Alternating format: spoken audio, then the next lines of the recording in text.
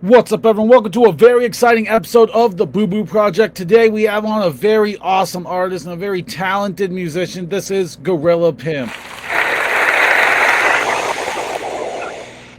What's up, man? How you doing today? I'm doing great. How are you doing? Doing well. I got a hangover, so you know it's a good day. That means it was a good night last night. Yes, sir. So, why don't you kind of give everyone like a kind of short rundown before we get into all the details? Let them know, who you are. So I'm Gorilla Pimp. Now it's Chris Gnarly. So actually, but I used to be Gorilla Pimp. I started rapping in Sioux Falls in 2012 with rap group Black Mask Armada. And then I was a part of another rap group called Rose Gallery. Once those have trickled away, I'm now a solo endeavor, and I changed my name to Chris Gnarly officially on all platforms. You can find me on Instagram, Facebook, and basically I rap. That has turned into other professionalities such as like hosting things like tattoo conventions, comic book conventions, and concerts, as well as voiceover radio work for many conglomerates across the country. But I live in Brookings, South Dakota. I like to think I'm a pretty good time. And we're basically on a rebuild session. We're rebranding, we're rebuilding, back to square one, and I'm happy to do it. I mean, you sound happy to do it, and that's a good thing. I mean, sometimes that's what we need is a rebuild and a rebrand, right? Sure. Well, what most people don't see is the turmoil prior to your mentality changing. This oh, what am I going to do now? All that stress, you know what I mean? The tear down, and then rebuilding the dream. And once you get to a level of rebuild where you say, "Hey, I'm doing this on my own and it's going good." Yeah, we're in a good mood about it now. You know what I mean? We're running on all cylinders. We're doing our best to do so. So I mean, that's great. So, we just recently update in his booking my festival here in Watertown. We got him for 30 minutes. We have Chris Gnarly on stage. yeah, so thank you for inviting me to that. I know it's last minute, but I got a lot of respect for what you're doing up there.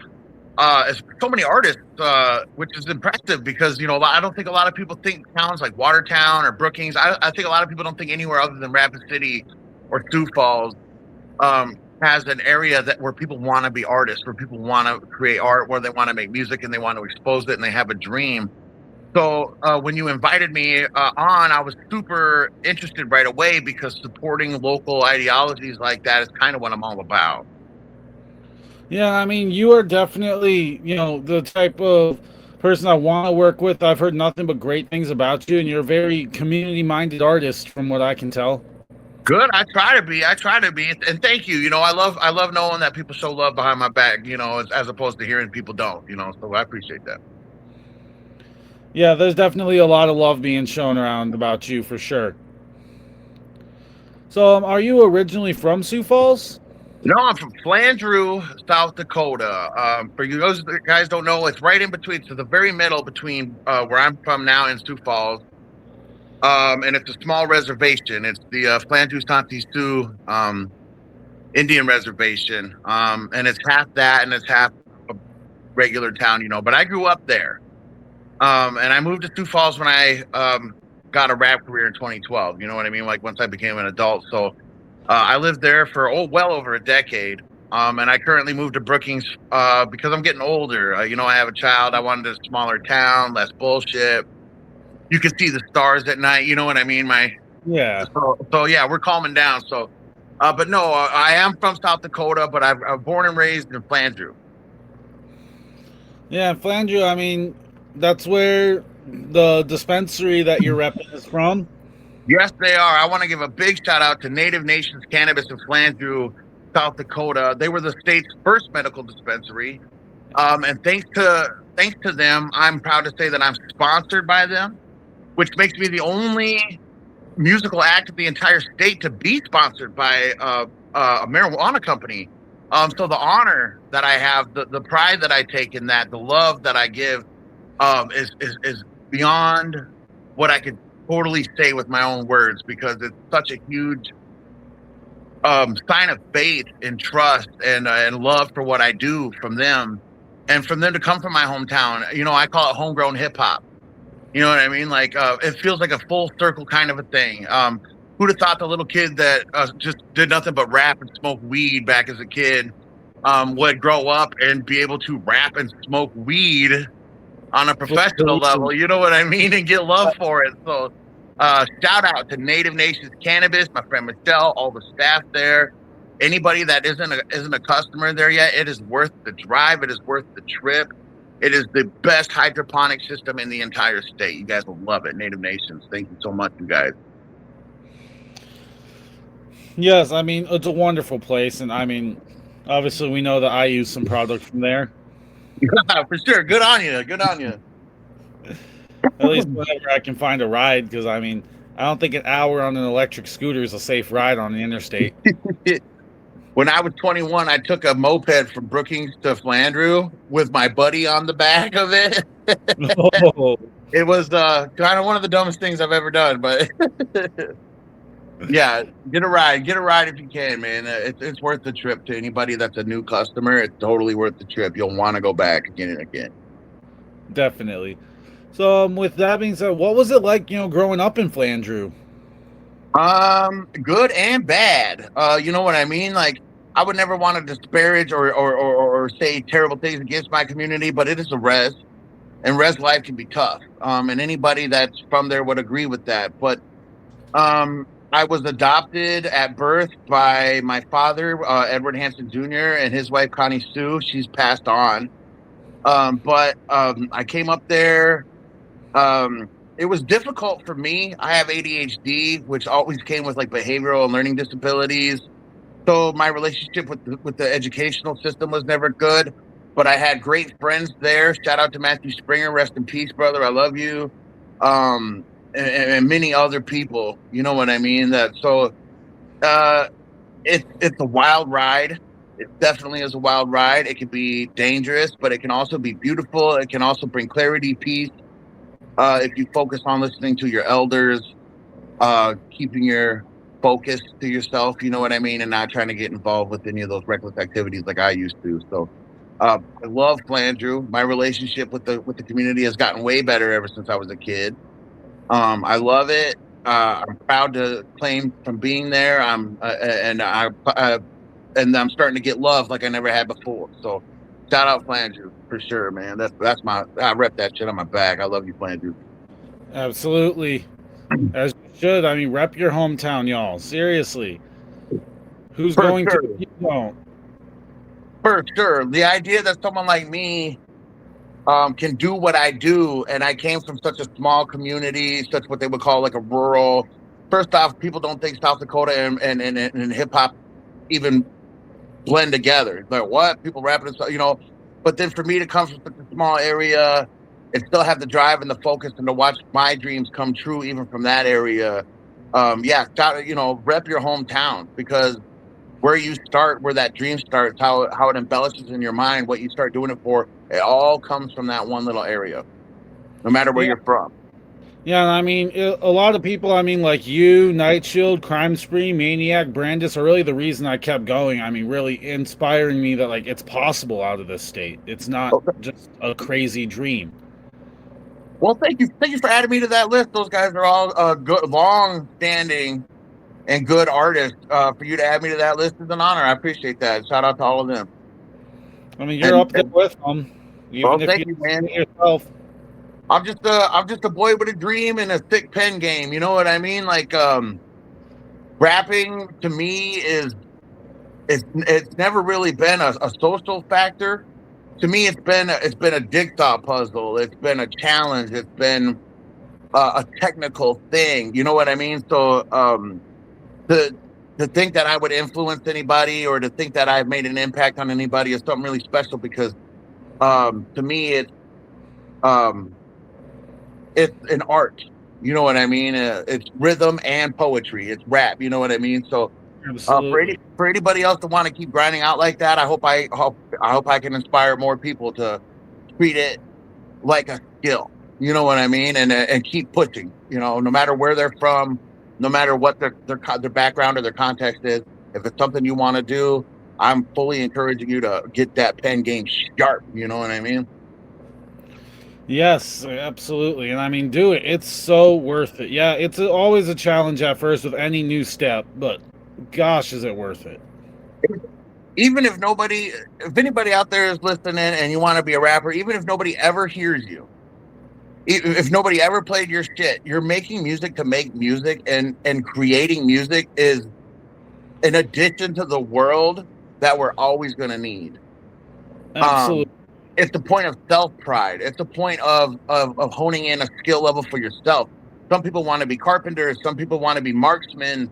Some people want to be pro fighters and athletes. It's the same thing. You know what I mean? It's the exact same thing. So if you want to make music, if you want to rap, do it for yourself, and the rest will follow. You know?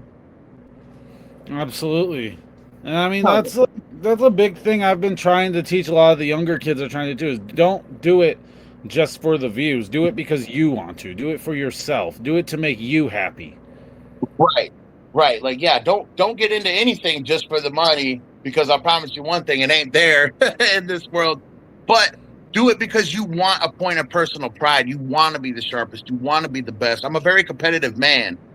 And it pushes me to be like, how can I sound different? How can I make it sharp? How can I just be on point and have pride in what I'm doing while I'm doing it? So I encourage anybody that wants to approach what we do on that musical aspect to think of it in that way. That it's like waking up and working out every day. You know what I mean? You have a goal, you have a mission, and every time that you put that pen to the page, you are focused on being better than what you were the last time you did it.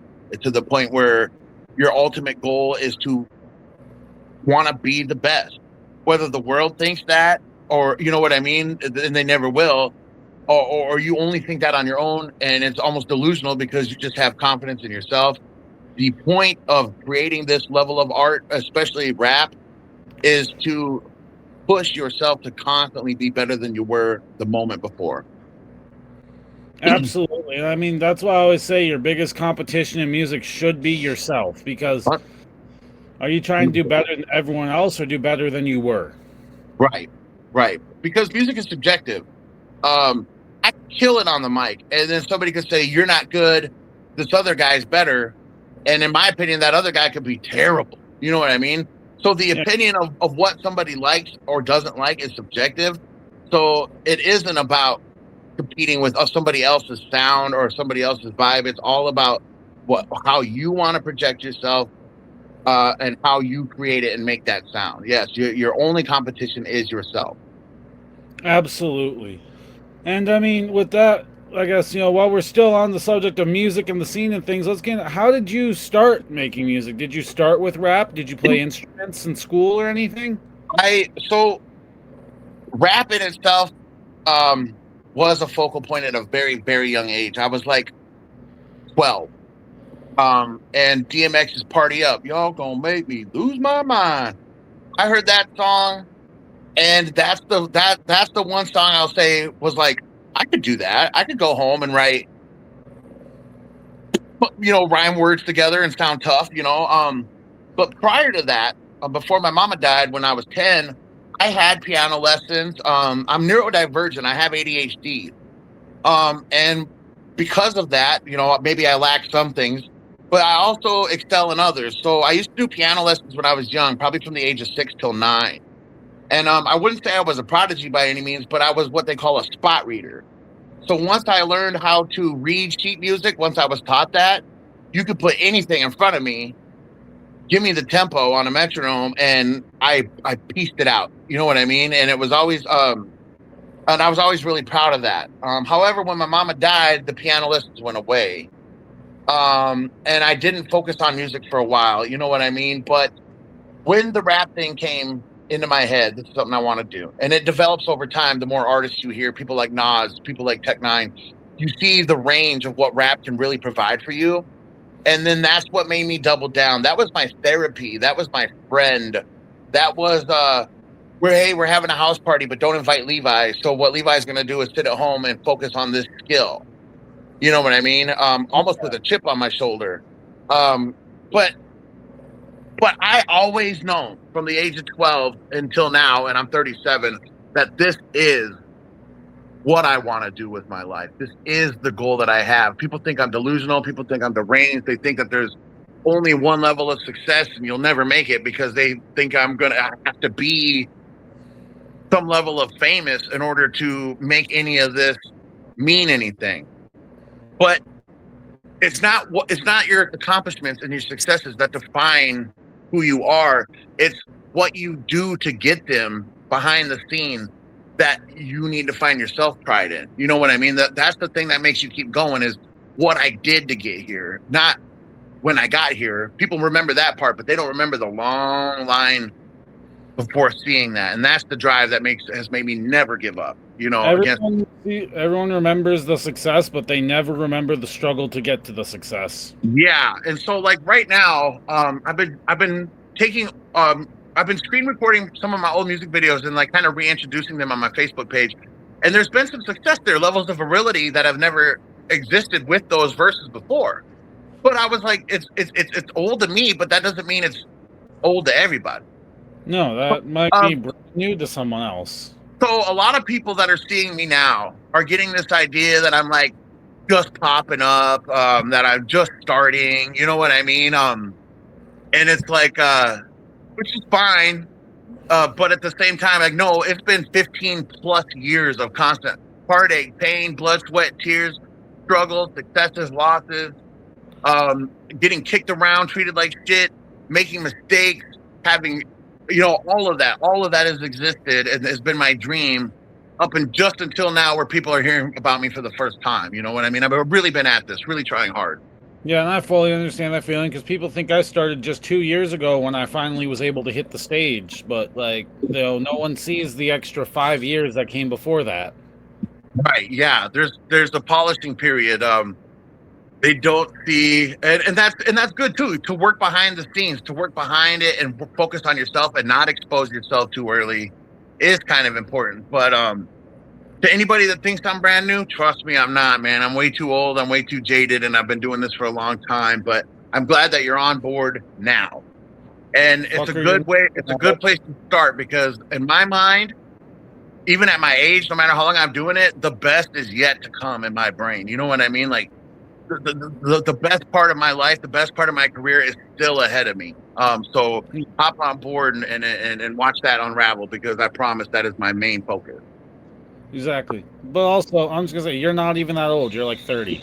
Yeah, I'm 37. But yeah, I've been doing this since I was 21. I've been doing this since I was 12, but I started my rap career at the age of 21 in 2012. So yeah, your boy's an OG. He's a big unk, at least. You know what I mean? Been around the game a little bit. Big time. Yeah, I mean, heck. Yeah, I've only been doing this maybe 8 years without recording 3 of those years. Right. It's a long process, but the more time you put in behind it before they see it as a launch, just means that you're that far ahead. And they think you're running at the starting line at the beginning. And so what they see is the beginning and say, oh, that guy's got skill off the jump. You've given yourself the time to hone that craft in, and then give an actual professional level of art to them that they can appreciate from the moment they meet you or experience you for the first time. So it does take a while, man. That is one thing I wish I would have waited for, is just that little bit of making sure that everything sounded professional, not just that the skill was professional, but that I had the skills to make everything sound right like I do now. I came into the game very privileged. I had an OG who's been rapping. Shout out Dubious, man. My OG Chris Drake. He was a rapper in Sioux Falls well before I ever was. And when he put me on, we went straight to Cat House Studio with Mike Dresch, which was one of the most professional studios the state ever had. So I came into the game with privileges that others have to struggle to get. So I'll never not deny that or not bring that up, that I was very, very fortunate to be pushed into a realm of professionality that most people don't get when they start. You know what I mean? Yeah, I mean, it took me until last year to, I guess, kind of meet my mentor person in Jay Grayball Flow, you know? Sure. Oh, yeah. Shout out my boy Jay, man. Hell yeah. I love that dude. Yeah, he's awesome. He's definitely helped me figure out like I need to do more of this on stage, less of this, and I need to not have any parts where I'm not really saying anything if I don't have to have it. Right. And that's the thing, performance. As much as I take pride in being a lyricist, the performance is the other aspect of that. I, it's the rehearsals. Like I take it very, very seriously. I try to be theatric. I try to make sure that every space is filled in with something. I want to be something that they see and go, well, I haven't seen anybody else around here do it like that. You know what I mean? Or Exactly. that element of surprise. I have this element of surprise where people look at me and they go, okay, this guy's a rapper. You know what I mean? And then I get up there and they go, well, Jesus fucking Christ, I didn't expect that.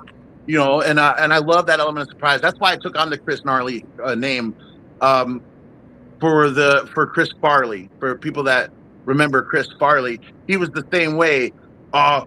They take just some cute little fat guy, and then he's doing cartwheels and he's explosive and he's running around. You know what I mean? Like that's the vibe, that's the energy that always takes people by surprise and locks them in. It makes them want to support you, you know. So the performance is just as important as the art that you created to show that off at, you know. Absolutely. And I mean, I get that feeling of like, oh, this guy's just rapping because people see me and they hear rap. They think, oh, this guy's going to go up there and he's probably just going to rap about smoking weed for the whole 20 minutes up there. And instead, I get up there and all of a sudden I'm telling y'all to like be looking at the good side of things, you know? Yeah, Even and for 20 minutes of my life. I know everybody has to start somewhere, but I want to emphasize that it's a very, very important part of what you're trying to do. Like memorize your lyrics. Um, I'm old school. Don't rap over your vocals. You know what I Real mean?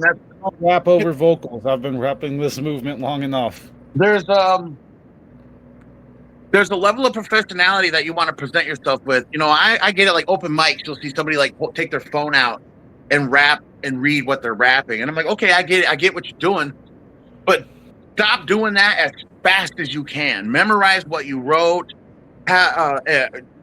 Look at yourself in the mirror. Train yourself in many different ways. When I was a little kid, I used to practice my rap hand in the mirror. Like you know how rappers, like certain people, Eminem, he do this with pointer fingers. They would have their own styles with their hands. I used to practice that shit as a kid. What's it look like when I rap? You know what I mean? Like every single aspect of your deliverance of what you're giving to them is the part of your art. So if you want to be a performer, if you it's not just about making the music good, but you need to present it to the best of your ability. You know what I mean? And care Yeah. about it. And a big thing with being a performer that I love to put out there, don't be afraid to go out into the crowd. Don't be afraid to get close to your fans. Don't be afraid to be in the crowd while you're doing your show. For me, it's a place where I forget all judgment. I don't care if I'm up there and everybody thinks I look like an idiot. To me, I'm up there just chiseling out. You know what I mean? Like Yeah, I like yeah, shut off. it's your life. So why does it matter what they think? Yeah, You, I shut off the social aspect. What does this look like? And I'm up there and I'm just chiseling out. I'm having the time of my life, and I'm delivering it to the best that I can. Whether I'm jumping around, whether I'm doing anything, it's the one time in my life where I get to like tune out the idea of other people's perceptions and just give them my absolute raw truth. You know what I mean? Like this is it. This is it. You don't have to like it, and if you do, thank you. But this, what I'm giving you, is even though it's rehearsed, even though it's practiced down to minute details, it's still me going. It's stripping myself naked and being like, take it for what it is. You know, this is all I am. This is everything I am. And it's so freeing. It's such a freeing form of expression to give people your art, to give people yourself like that, and not have that little voice in the back of your head going, "Do you look stupid right now? Is this okay?" You know what I mean? And it's all I really have in life. So I look forward to it. I'm actually quite antisocial. What do they call it? Like an introvert. I stay home all the time, and things like that. Hold on a second. When I get booked for things, that's my social release. That's my ability to connect with people and say, "Hey, this is who I am," you know, and I need that. I need that because without it, I'd be a shut-in. I'd be sitting at home, drinking alone, not having any friends, hating the world. And the entertainment aspect of my life is what gives me the opportunity to go out and challenge myself to be social, to force myself to give myself to other people and see how it works. You know, to me, it's all a social experiment. So for sure. Life feels like a social experiment to me, but like, yeah, I get Never ends. Yes, sir. like losing all those social expectations when you're on stage. Because I swear, the moment I grab the mic, it feels like my soul is unchained, and I can just Yeah, be apologetically myself. it's like a flow state. And there's always nerves. Like it's not like, oh, someday you'll not be nervous anymore. No, I'm always nervous. But once you hit that flow state, you're just in a pocket that nobody can take away from you. And that's something that that's why I keep doing it. That's the drug.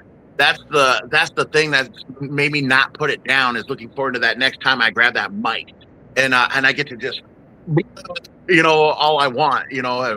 That's the thing that's so addictive about this art form that I encourage anybody to keep searching for that flow state, because you'll get in it. You'll get in the pocket someday and you'll never want to come back down. And it's the best feeling I've ever felt besides having a child, It is such an amazing feeling. And I mean, like, being able to be like, I made this myself, and now there's these people who came and are hearing it in person from me for real. It's such a Right. different experience than looking and seeing, oh, hey, these numbers went up on my streams. It's validating. It's proof of your pursuit and it growing. And I agree. Like, it's a little pretentious to focus so much on yourself, but if you don't do it, who is?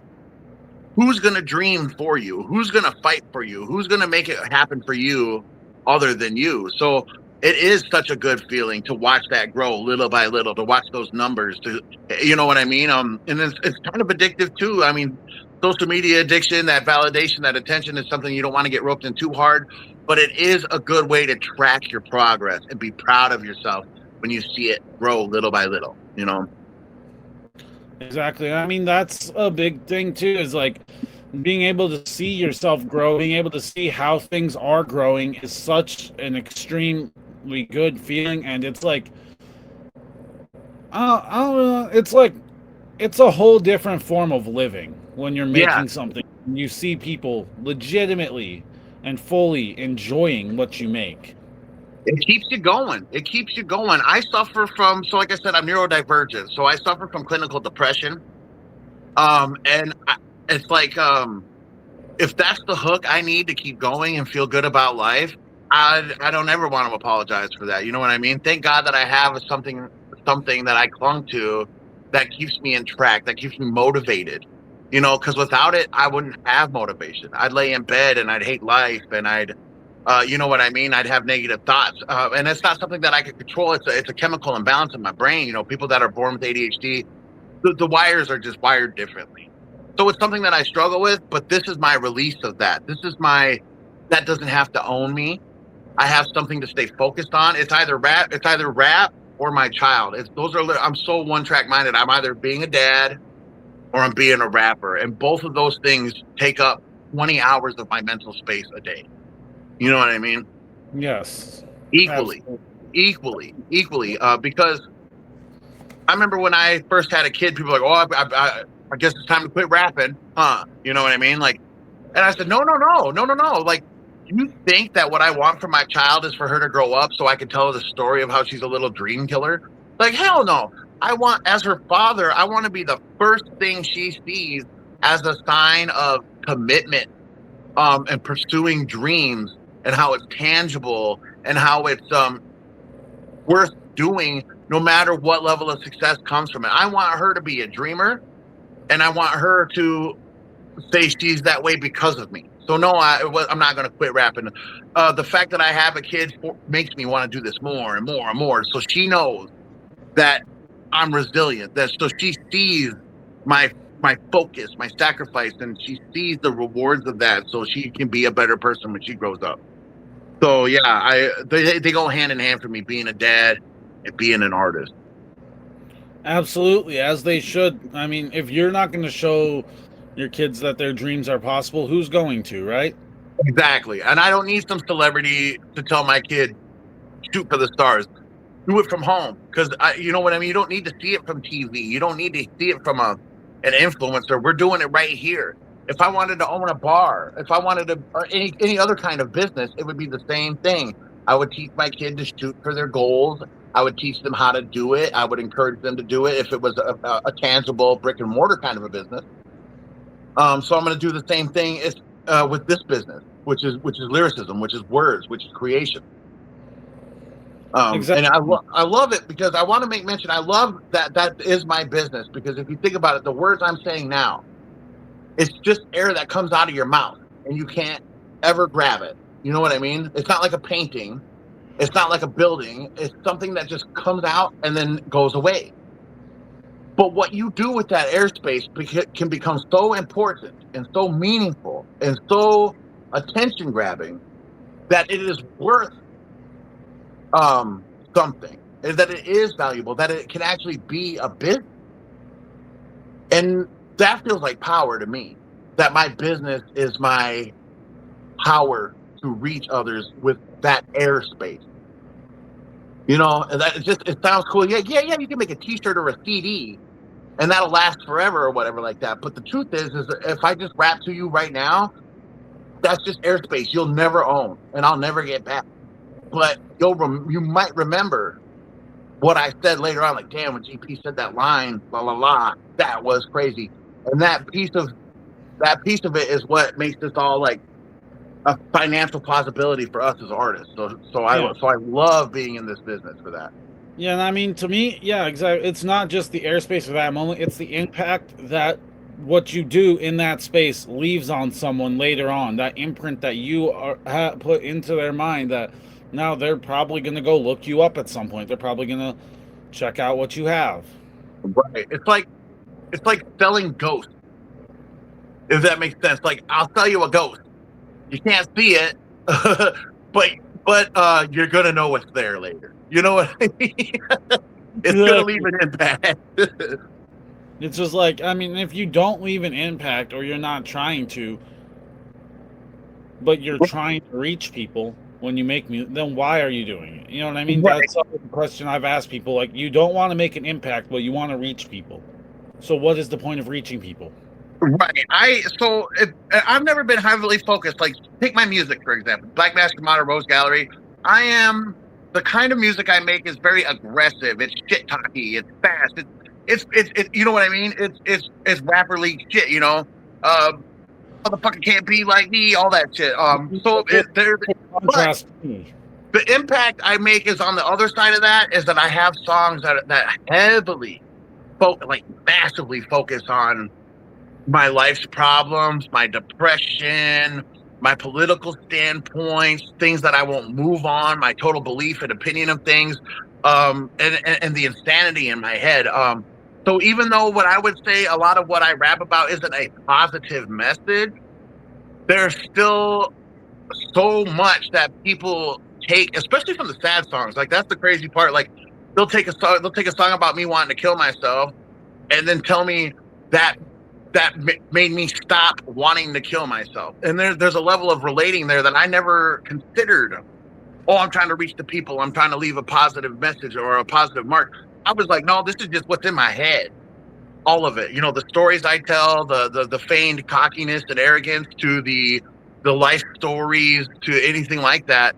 And I love it when people say you unintentionally made a big impact. You know what I mean? It's like one of the biggest blessings.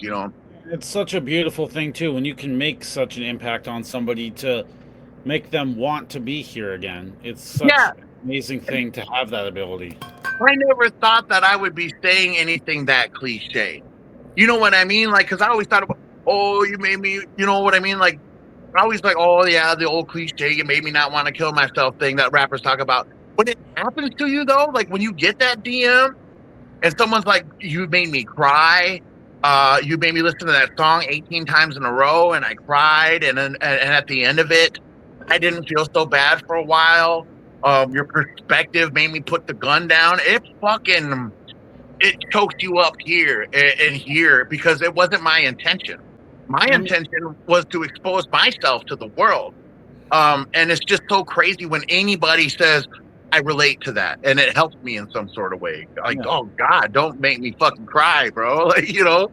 I mean, there was an EP I released 3 years ago, and I just put it on all platforms. And like 2 months later, someone reached out to me and said that because of the main song on that they went and checked themselves into treatment. I love that. I love that. I love that. Impact is important. Impact is important. I could be doing more.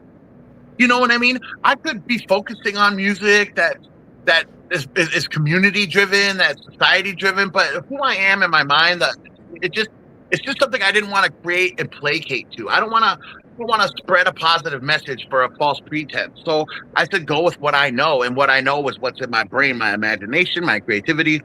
So it's just one of those pleasant surprises that it turns out to be like that when it does, because there's plenty of times I want to write a song about, I want somebody, how drugs are bad or something like that, but I don't want to placate to people in pain as my perspective of profit. You know what I mean? Like, if I help you in some way, cool, but I'm not sitting here going, how do I get the people to fucking buy my shit by telling them what they want to hear?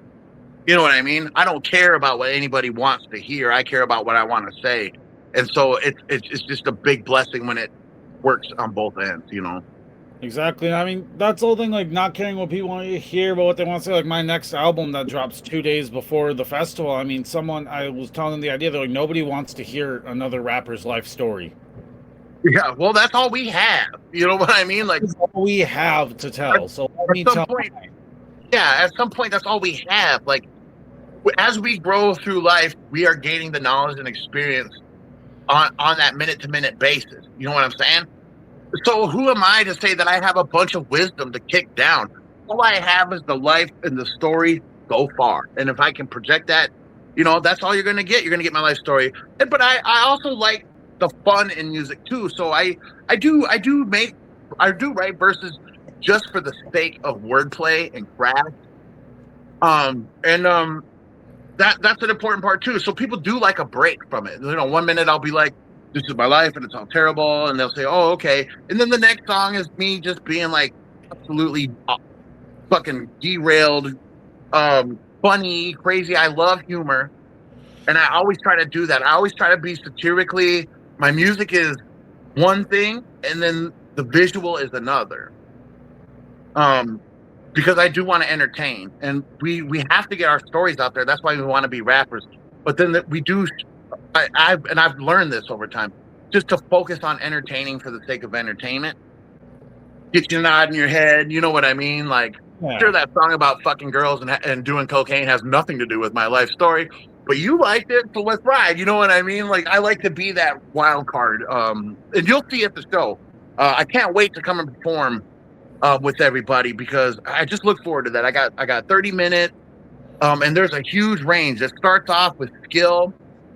In the middle, it turns into fun.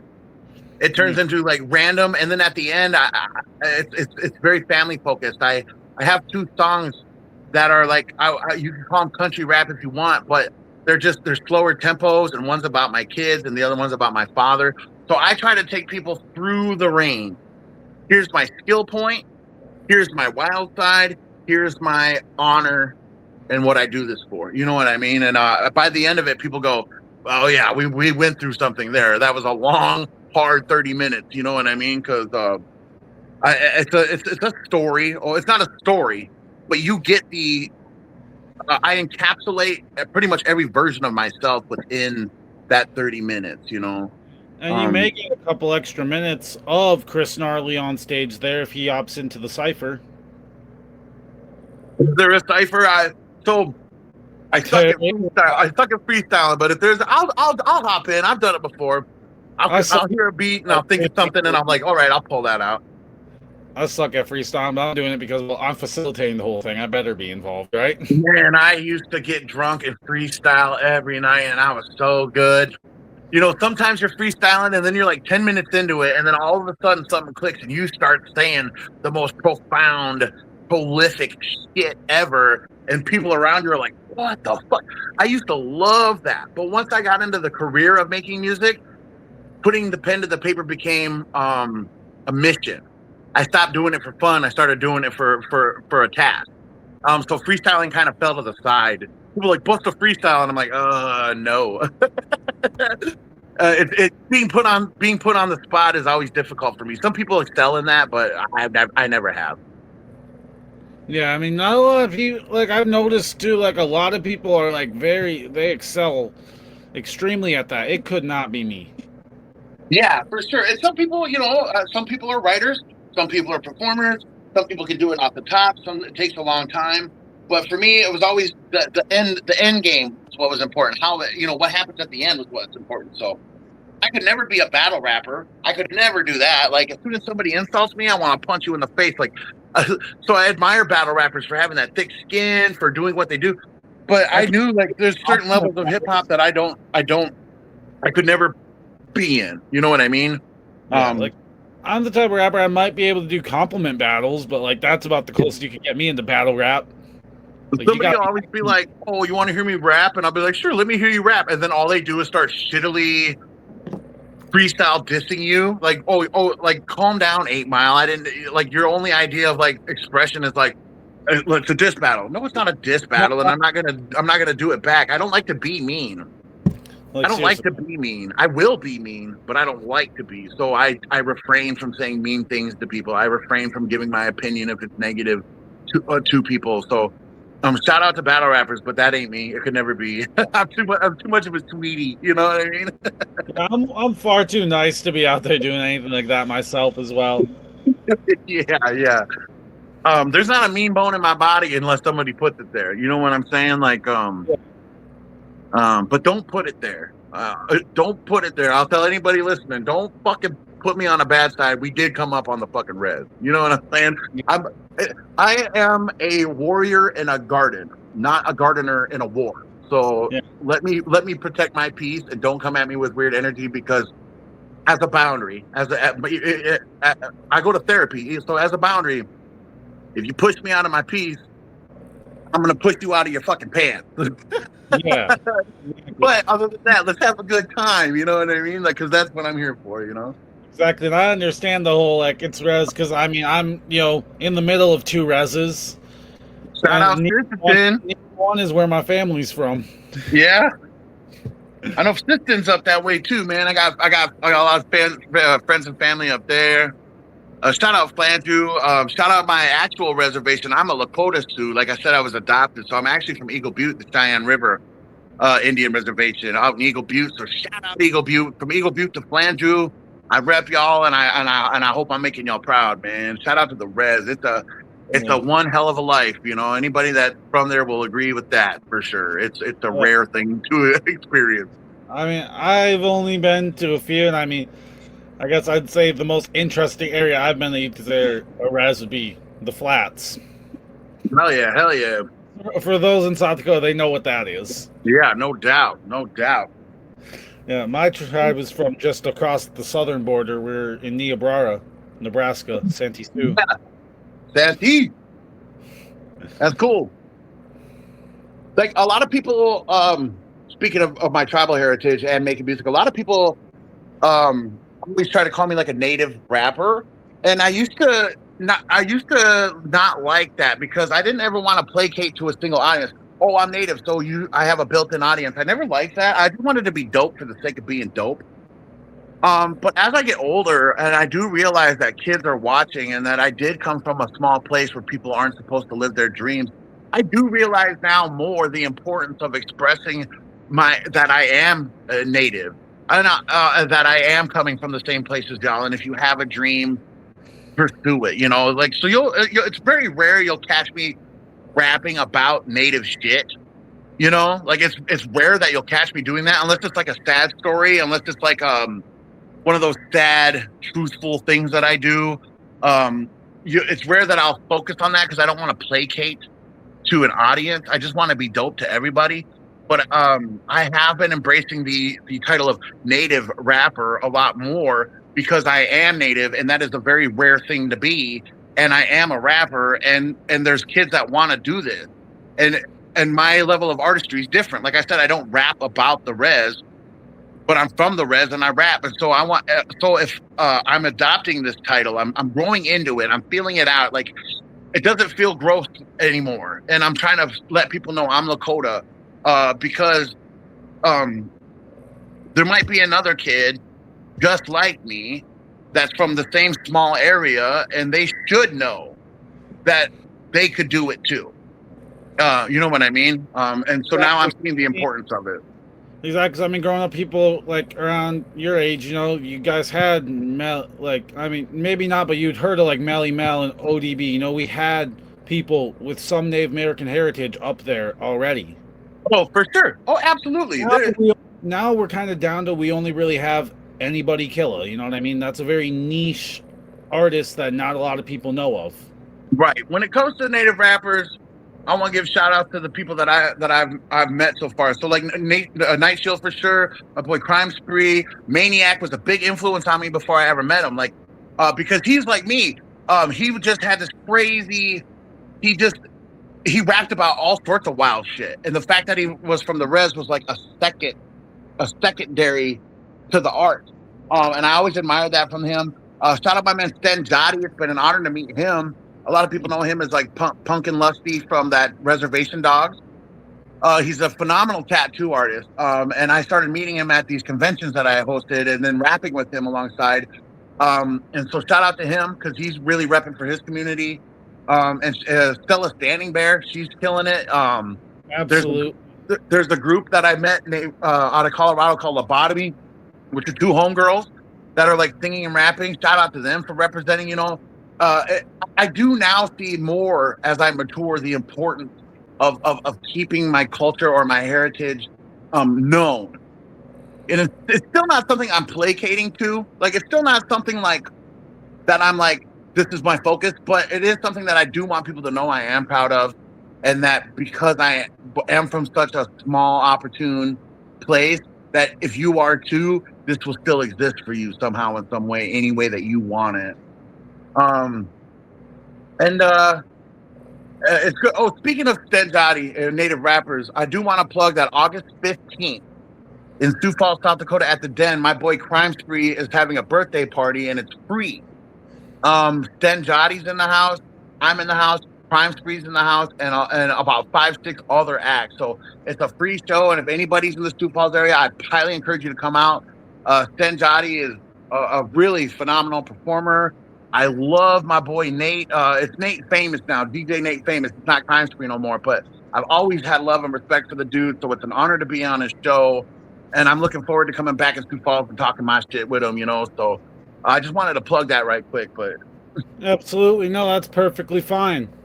I mean, plug your shows. You got a few coming up, and you got the tattoo convention coming up. You got a lot coming up. Right now, yes, we have the Party at the Plaza with you, August 8th, right? An all-day event for free. Shout out to you for putting in the work, whether it's a struggle or not, man. Like I said, it's what you do that brings your pride, not what happens by the end of it. But I'm very looking forward to that. August 15th. I got the free show at the Den in Sioux Falls. I believe August 21st, I'm going to be in my hometown of Flandreau DJing at Fat Boys Bar, which is something I like to do, you know, just kick it with the old school homies. And then, yes, September 4, 5, and 6, I'm going to be in Ignacio, Colorado, hosting the Four Corners Tattoo Convention at the Sky Ute Indian Casino. And that's a big one. I love hosting these conventions, meeting these tattoo artists. It's been like a rebirth. It relit the flame in me to come into that world and find value and use my voice to be a host, an entertainer, and not have rap be the focal point, but just for my energy to be something of value in these areas to everybody has been such an enlightening, wonderful feeling in my life. So really looking forward to that. And then after that, my books are open, everybody. So I am looking to get paid. I am looking to come to your town. Book me, book me, book me. I promise you, it is worth it. The vibes are there. The music is great. And I'm all about community. I'm all about supporting other local rappers and meeting them and encouraging them. So if you're Sioux Falls, Iowa, Nebraska, Minnesota, anywhere in the Midwest that I can get to, that's good for your budget and mine, I'm coming immediately. Hit me up. Hit me the fuck up, Chris Gnarly, on Facebook for that. Absolutely. Reach out to Chris Gnarly. He'll make his way anywhere he's needed. He does it for the love of the game and the dream to live.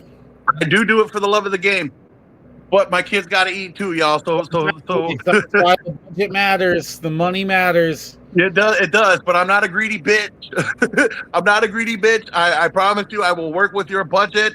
As long as I got a place to stay and some gas, and I can come home and feed my kids and show that this dad's doing something tangible, I will work with your budget. I will come into your community, and we will start a movement together, so I can keep coming back again and again and again. Absolutely. I mean, that's what I'm hoping to do after this year. Bring you back. I mean, this is going to be a yearly event. We've got our core lineup still from last year's little concert, so hopefully we can add you to that. Good. Keep it up. If you want me back, I'd be happy to do so. I support what you're doing, man. It's cool, and I admire it. You know, I'm local focused too. Like,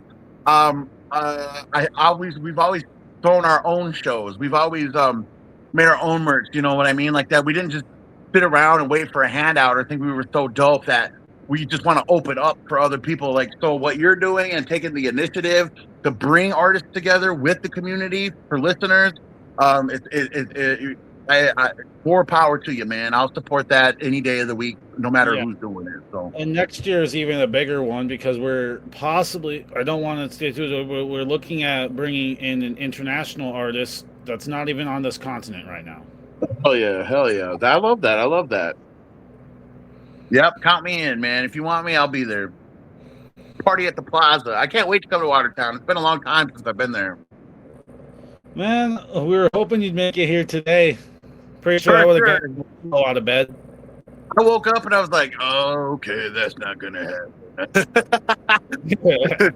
But that's okay, man. I knew we could do it this way, and so we went for Plan B. And I still plan to come up to Watertown probably before the 8th, just so that we can meet and hang out. My buddy Riley's up there. Shout out to Rilo's Den. I miss you, you little fucker.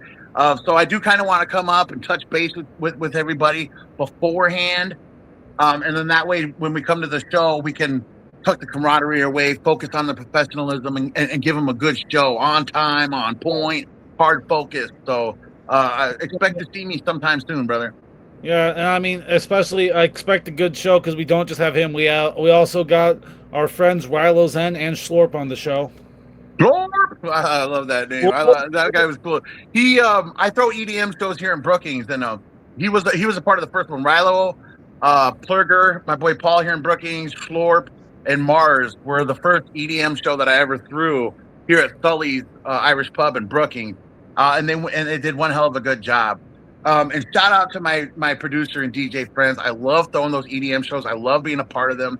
Green Room Productions, my boy Thayer. Shout out to Society. Shout out to the people doing it. My homegirl Ming, putting in the work on the streets. The whole EDM community, the Plur community. I'm a huge member of that. I am a rapper, but I'm a fucking rave kid. I listen to EDM all day, every day, man. My vibe is you know what I mean? You see this electric forest. So I love being in connection with this other genre of music that I don't create, but still belong to. And I love how they embrace me. I love how they treat me as a person. I love how I get to treat them as a person. I love dancing. So shout out to our EDM community, Schlorp, Rilo, Plurger, Mars. Thank you guys for being a part of my first show. And everybody after that, Bloke, and everybody that I haven't met yet. I want to work with you. I want to dance to your shit. And I'm looking forward to all of it. Absolutely. And, now that I know you host EDM shows, we may have to have a conversation after filming here. Yeah, I will host anything you want me to do, man. I will come down and MC any event. I will run the show for you.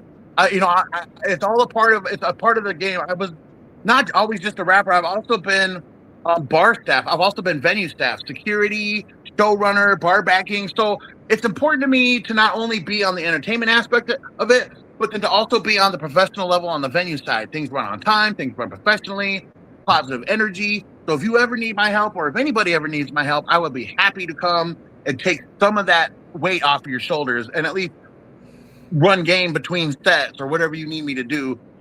I'm open for business. Shoulders of one man putting an entire festival together is a lot.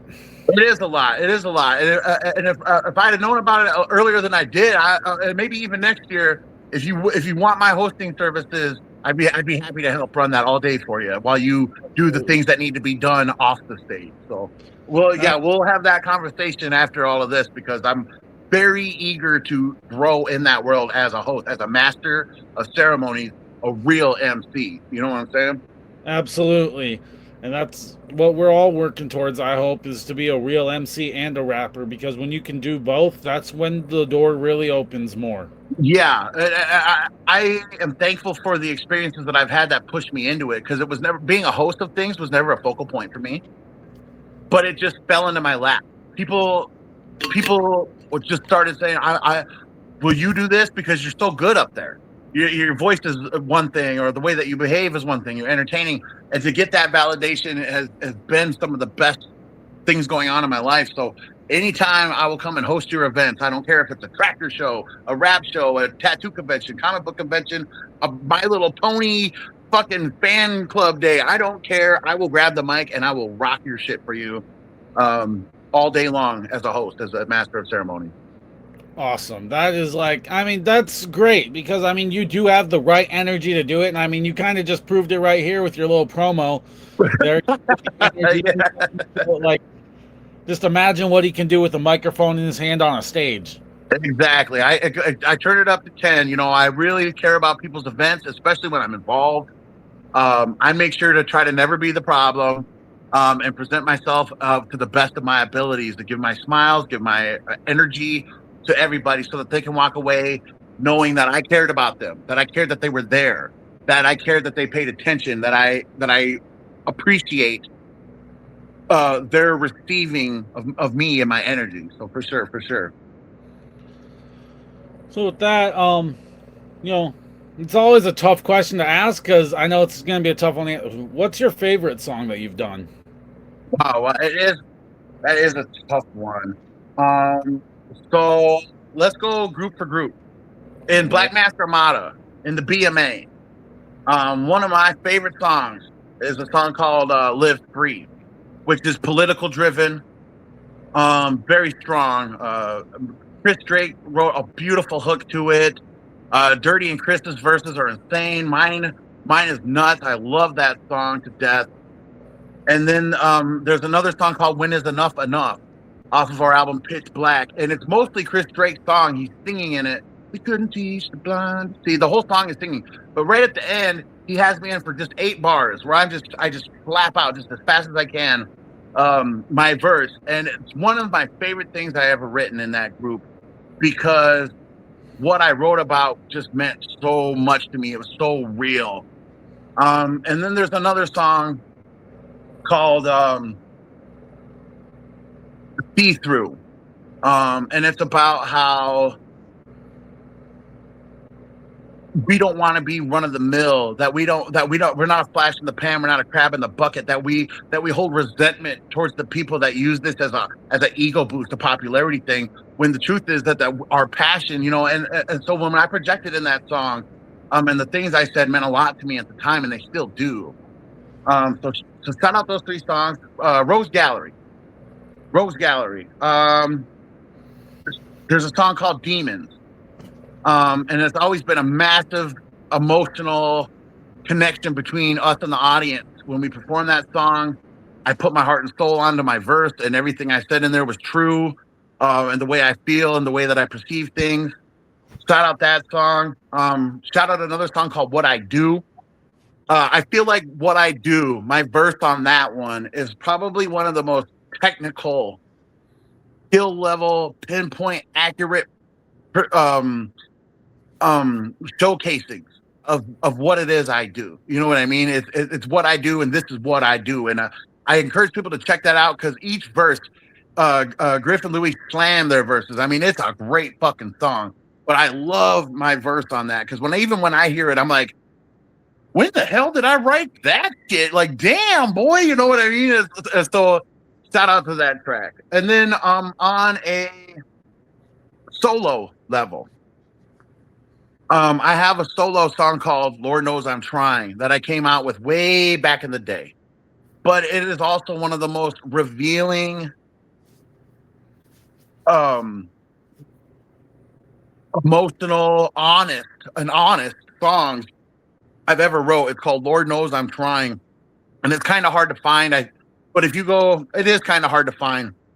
And I don't even know where you could look. Maybe it's on YouTube, but I think it was just on Facebook or whatever. But oh, I know. It's you can actually find it on the Black Mask Armada album called "This Is Not a Fucking Mixtape." The mixtape. You can find that song on there. It's way older than that album is, but when we made that album, I was like, please put the song on the album. That's probably one of my favorites. And then another one is called what's it called? Critical Mass Part 2. You can go on Gorilla Pimp 605 on YouTube and check out Critical Mass Part 2. And that is probably the absolute closest I've ever gotten to profanely telling my story from a child till now. The depression, the death of my brother, the way that I treated in school. It is probably one of the most absolutely honest depictions of my struggle. And I love the fuck out of that song. You know what I mean? Like, because it still hits me. I'm like, oh man, I'm glad I said that because it was important to say it. So I encourage anybody to take from that list what you will. Check out Rogues Gallery on Spotify, Black Mask Armada on Spotify. I personally don't. Gorilla Pimp or Chris Gnarly personally does not exist on Spotify. I've always been a part of rap groups. So my focus was always that. I never said, oh, GP needs to be on there. No, because I'm a part of groups. Now that I am solo, that's coming real soon. You know what I mean? Like, I'm rebuilding this business. I'm taking my experience from being in these groups.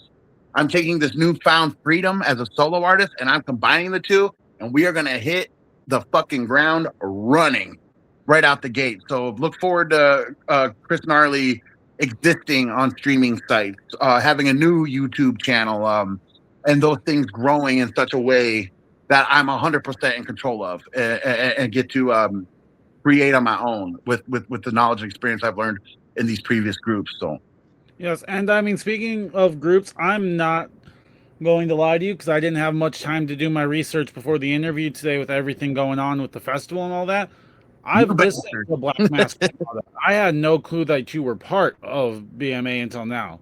Oh, yep, founding member, man. It was in the very beginning. It was me and Dubious, Heat of the City, Dubious and Gorilla Pimp. And then on the second album, we included Black Demon, Big Dirty, who's the huge dude from Belize, and he got that reggae, that patois.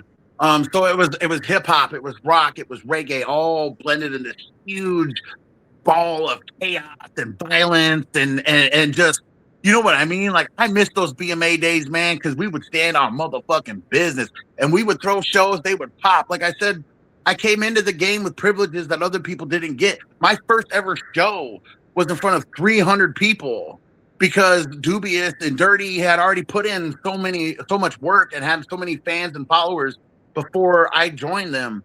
So I came into privilege. So rocking big crowds and having that level of attention, you know what I mean? I miss that. I've had massive ups and massive downs in this career.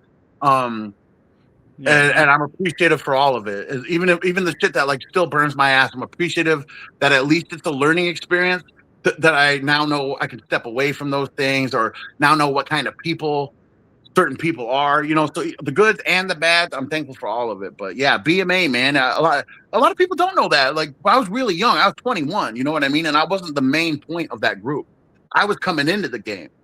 My OGs were gonna eventually be going out. This was their final project. This was my first project. You know what I'm saying? So I did have to build on my own the recognition of who I am as my own talent, as my own artist. You know what I mean? And I don't think that came right away with the BMA. It kind of came later with Rogues Gallery, and it came way more now as a solo artist. Now that I'm Chris Gnarly, that personal attention, that build of character, and who I am as an artist is becoming more and more clear to people. So Yeah, absolutely. I mean, I feel like I kind of came into a bit of privilege myself, as like you were saying, because I mean, my fourth show only, it was a nearly fully packed out ABs for a Stevie Stone concert, and that was only my fourth show.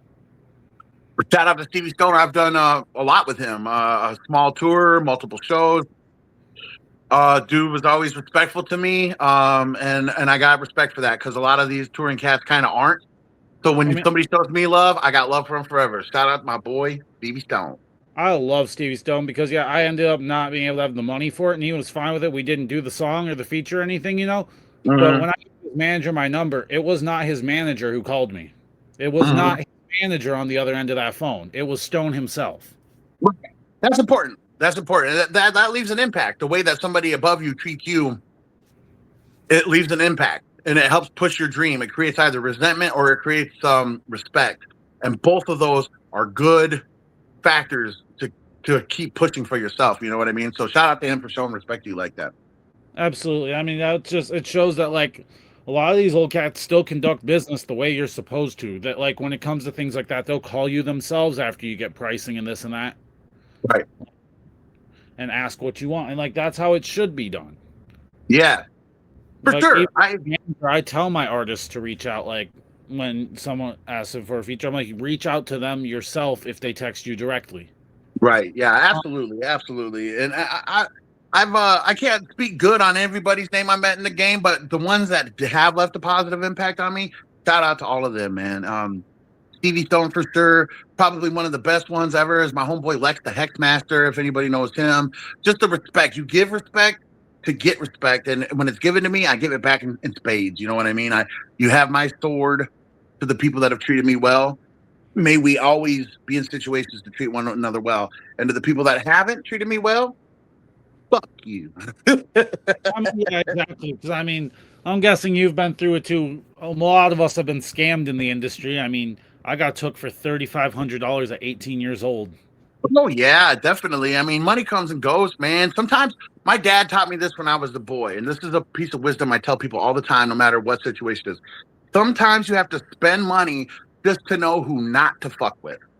Yeah, exactly. Sometimes it costs money. You have to buy that peace of mind to learn who and who isn't a piece of shit.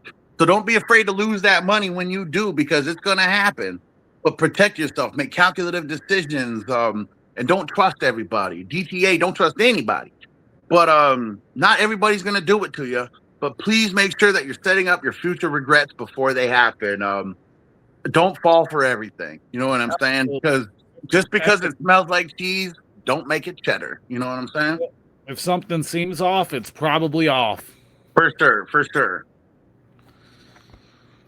I guess we're getting a little close to the end of the hour here, if not a little past. Is there anything you want to tell everyone before we go? Any upcoming projects or anything you want to talk about? In particular, no. I have new music in the wings, and I need a place to record it to the best of its ability. I am looking for a studio. I have an engineer that lives in Minneapolis, so that's not the issue, but we need to get these vocals out. So if there's a new project in the wings, what I'm looking for now is somebody to help me kick that off. I got you. All right, for sure. Let's give it a shot. You know what I mean? I'll come and we'll give it a shot for sure, because I do have an engineer that I can email all vocal stems to, and it comes out as a very nice, good sounding product. But it's the recording thing that I've lost. Studios have closed down. Things change, and all of a sudden I'm a bird with no air to fly in. So there is new music on the way. Some of my best work to date. I am happy to believe in myself to the point where I'm one of the artists that even though I'm getting older, I'm getting better. I'm getting better. I'm aging like a fine wine. Like you could hear me 8 years ago and be like, that's the best he'll ever be. And somehow, some way, I'm better than that today. So if there is a new project down the road, it'll be the Chris Gnarly album. Once I can get these ideas out on wax. And then after that, I do have a different turning focal point. The Chili Nelson is a side project I've always worked on, which is very mature, very adult. You'll hear some of it at the show, and I'm looking forward to that too. But beyond that, everybody, I do have those shows I mentioned. August 8th, Party at the Plaza, Watertown, South Dakota. August 15th, Crime Spree's birthday bash with Sten Jotty and Crime Spree and Gorilla Pimp. August 15th at the Den. And then September 4, 5, and 6 in Ignacio, Colorado at the Skyu Indian Casino, I will be hosting the Four Corners Tattoo Convention. So if anybody that I share this with is in that area, come see me. Come say hi. Come say, I saw you online. I wanted to meet you. I'm looking forward to it. Life is a blessing, even when it fucking sucks. I want everybody to remember that. The hard things is what is going to define you. We do not become our best versions of ourselves until we go through the pain. So don't give up. Keep going. Do it in the face of everybody. Everybody, no, if everybody doesn't like it, you are the only one that needs to like it. I want y'all to believe in yourselves. I want y'all to never give up on that fucking dream. I want you to do it for the right reason. Honor your family. Honor your elder. Be good parents. Be good fucking parents. I don't got no time for shitty moms and dads or unattentive parents. And I got love out here. I want to show love. Shout out to Native Nations Cannabis, Flandreau, South Dakota. Thank you guys for believing me to the point that you are sponsoring my dreams and showing me that love and making me a rarity in this state, the first to ever do it. Thank you guys for giving me that. Shout out my boy. Shout out homie. I can't wait to see you at the show. All my friends, all my family, you know who you are. Let's have a great rest of the day. It's just starting. You know what I'm saying? Thank you, man. Thank you. Absolutely. The day is just starting. That's a beautiful message. Yeah, everyone, be good to each other, spread love out there. Remember, guys, it's all one love. Thank you for tuning in for this awesome interview with my great new friend, Gorilla Pimp. You guys will get to meet him this August at Party at the Plaza, 8 days after this episode drops. Thank you for tuning in.